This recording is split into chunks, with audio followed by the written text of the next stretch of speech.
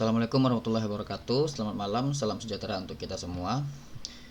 Jadi pada video kali ini saya akan menjelaskan atau menerangkan hasil dari tugas 3 mata kuliah pemrograman berbasis web saya. Tapi sebelum saya menjelaskan tugas saya, izinkan saya memperkenalkan diri terlebih dahulu. Nama saya Rahmat Hamdani ya, dengan nomor NIM 0519290021, program studi Sistem Informasi UPBJJ Pekanbaru. Oke, jadi ini data pribadi saya. Oke, pada video kali ini saya akan menjelaskan tentang tugas 3 dari mata kuliah pemrograman berbasis web ya, yang mana tugasnya itu kita diperintahkan untuk membuat aplikasi manajemen stok dan tracking bahan ajar gitu ya. Jadi di sini bisa kita lihat tugasnya. Nah, di sini diperintahkan untuk menggunakan Vue.js sebagai framework ya, yang untuk projectnya. Jadi dari tugas ini saya sudah menyiapkan atau mengerjakan tugasnya membuat aplikasinya. Nah, di sini dapat kita lihat ini aplikasi yang saya buat untuk tugas 3 ya, manajemen stok bahan ajar. Nah, di sebelah sini di bagian sidebarnya itu ada dua menu. Yang pertama itu stok dan yang kedua adalah tracking gitu ya. Nah, dimana kalau kita klik stok maka akan mengarah ke halaman stok seperti ini. Kemudian kalau kita klik tracking akan mengarah ke halaman tracking seperti ini gitu ya. Ya. Jadi di sini kita coba demokan dulu aplikasinya. Nah, di sini kita untuk manajemen stok bahan ajar itu kita bisa pilih dulu UT daerahnya ya. Misalnya di sini Jakarta gitu ya. Nah, semua kategorinya bisa kita pilih mata kuliah wajib ya. Kemudian kita bisa sorting berdasarkan judul, stok dan harga ya. Nah, di sini misalnya kita coba sorting berdasarkan harga. Nah. Oke, kemudian di sini dapat kita lihat bahwa ketika pilihannya itu berubah, maka di sininya juga akan berubah ya, di tabelnya juga akan berubah begitu ya. Nah, kemudian di sini bisa kita tambahkan bahan ajar baru ya untuk sistemnya. Di sini kita gunakan misalnya kode 123, judulnya adalah buku coding gitu ya. Nah, untuk jenis mata kuliahnya itu bisa kita buat mata kuliah wajib, dan untuk UT-nya UT daerahnya bisa kita pilih misalnya Surabaya gitu ya. Nah, lokasi RA-nya ada di RA 001 gitu ya. Nah, untuk jumlahnya di sini dapat kita isi misalnya 10, di sini 10, di sini juga 10 ya. Kemudian catatan buku baru gitu ya, baru datang gitu. Nah, sini bisa kita tambah. Nah, maka datanya tadi kita isi ke bahan Surabaya ya. Untuk UT daerahnya bisa kita pilih di sini bahasa Surabaya gitu ya. Oke, coba kita ulangi misalnya 123, judulnya 1234, mata kuliah wajib Jakarta, lokasi RA 33, 12, catatannya tes gitu ya. Ketika kita tambah, kita tekan tombol tambah, maka datanya akan masuk ke tabel seperti ini ya. Nah, untuk datanya ini, tabelnya ini seperti ini ya hasilnya. Nah, untuk status ini statusnya diambil berdasarkan jumlah safety dan jumlah stok ya. Berapa jumlah stok dengan jumlah safety-nya, nah itu akan menentukan status bahan ajar ini gitu. Seperti ini misalnya safety-nya itu 12 ya, dan stoknya 12, artinya minimal jumlah bahan ajarnya itu harus 12 gitu ya, dan dikatakan aman jika jumlahnya 12 bahan ajarnya. Nah, jika jumlah stoknya 12 ya, nah di sini stoknya juga 12, berarti jumlahnya aman gitu ya. Nah, di sini ada tombol aksi, ada tombol tambah dan tombol edit ya. Coba kita misalnya tambah, kita hapus dulu, maka akan menampilkan alert seperti ini. Kita bisa coba delete gitu ya. Nah, datanya akan hilang dari tabel seperti ini. Nah, kemudian bisa kita edit ya untuk datanya.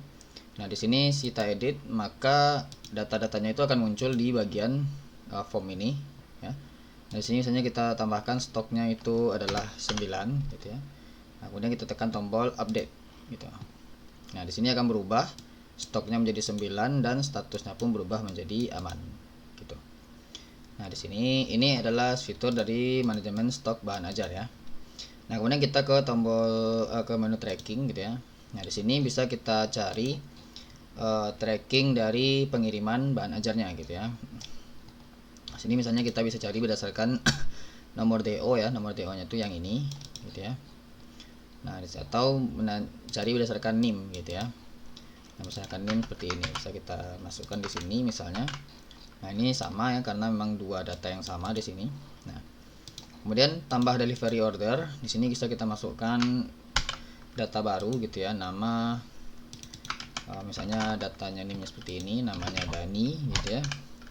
Ekspedisinya reguler 3-5, pilih paket IPS dasar. Nah, untuk ininya akan muncul seperti ini gitu ya, detail paketnya.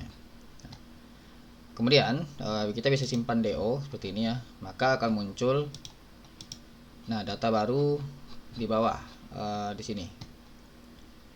Mana ya? Misalnya NIM-nya seperti ini, namanya ini sini. Nah, nih muncul satu ya. Ini untuk data barunya muncul di bawah sini gitu. Nah, begini ini untuk trackingnya gitu ya. Nah, misalnya status perjalanan gitu ya, ini bisa kita tambahkan juga untuk status perjalanannya. Misalnya transit gitu ya, transit di mana gitu, transit di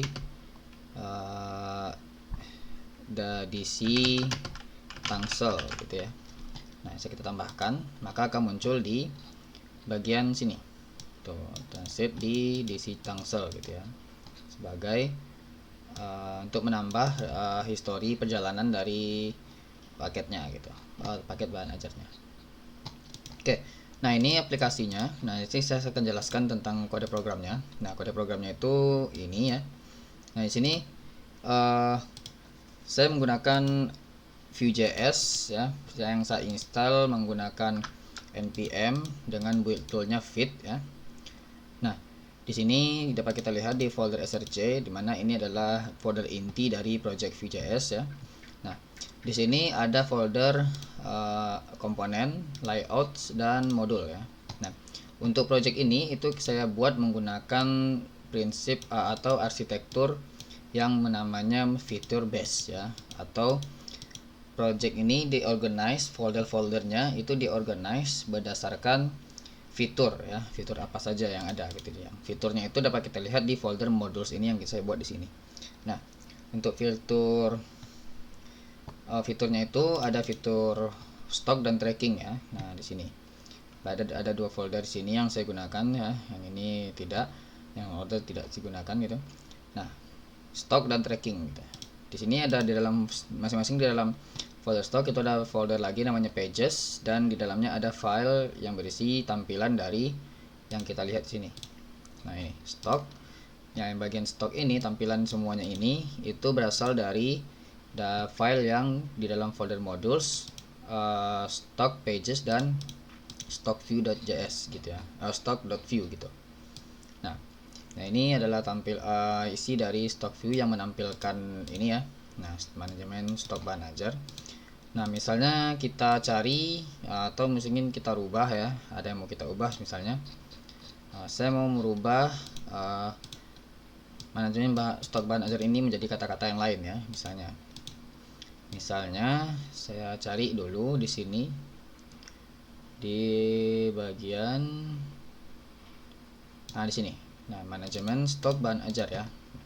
Di sini misalnya kita bisa rubah ya, manajemen bahan ajar aja ya. Jika kita save, maka kita kembali ke sini, maka dia akan berubah manajemen bahan ajar begitu. Di sini ada template sebagai HTML-nya, dan di sini ada script sebagai tempat JavaScript, dan style sebagai CSS untuk komponen ini ya. Nah, oke lanjut.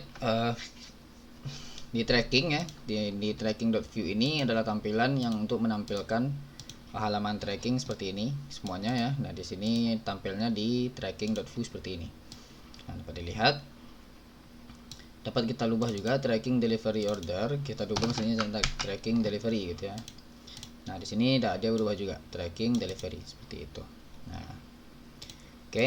Nah, di sini ini modul atau folder modules, atau bisa dibilang folder features ya. Nah, di sini ada file folder layouts dan dalamnya adalah main layout.view ya. Nah, di dalam sini adalah layout utama dari aplikasi ininya ya, aplikasi Vue.js, di mana di sini ada sidebar, ada navbar dan footer ya, yang mana masing-masing komponen ini merepresentasikan setiap bagian-bagian aplikasinya. Misalnya di sini sidebar. Nah, ini sidebar, ini bagian navbar ya, bagian menu-menu di atas ini navbar. Nah, di sini bisa kita ganti misalnya seperti ini atau default. Nah, ini navbar. Nah, di bawah sini ada footer. Nah, gitu. Ini adalah layout utamanya. Jadi, untuk komponen ini, komponen atau tampilan yang di dalam sini itu akan ditampilkan di bagian router view ini.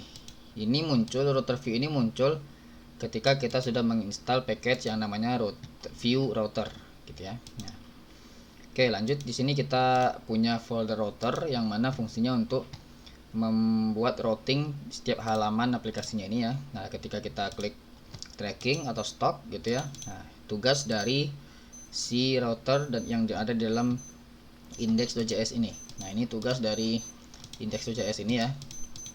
Nah, di sini ada variable array yang isinya objek yang berisi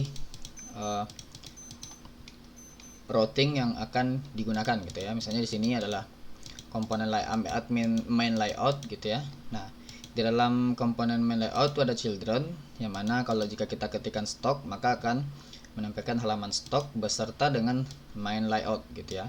Nah, jadi komponen stock ini akan dirender di bagian router view ini gitu.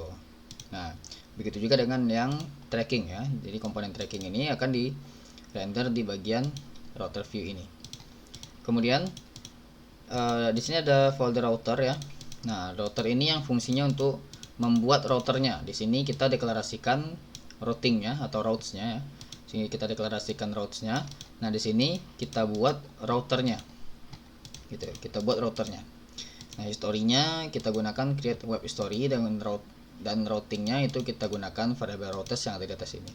Nah, terakhir di sini kita ekspor ya. Nah,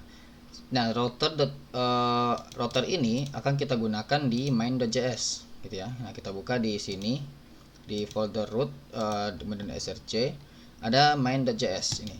Nah, ini isinya adalah file utama dari aplikasi atau project Vue.js ya. Nah, di sini dapat kita lihat di sini ada fungsi create app ya. Nah, kemudian di sini ada use. Nah, ini adalah fungsinya untuk menggunakan router ya yang kita buat tadi gitu. Nah, ini fungsinya. Oke, itu yang dapat saya jelaskan dari tugas 3 mata kuliah perancangan pemrograman berbasis web ya.